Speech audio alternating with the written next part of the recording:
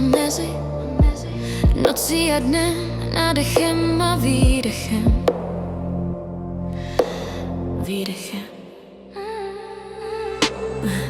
Mé kroky se ztrácí mezi stíny, mezi tím, co bylo a co bude.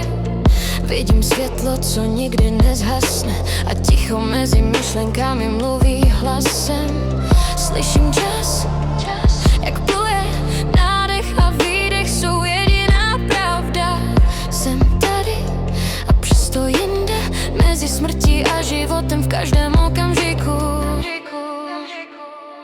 Mezi nocí a dnem, mezi nádechem a výdechem. Vím, že existuje v prostoru, kde se svět a já setkáváme. Ticho nese význam, každá myšlenka se ztrácí a najde. A já jen dýchám mezi tím, co končí a tím, co začíná.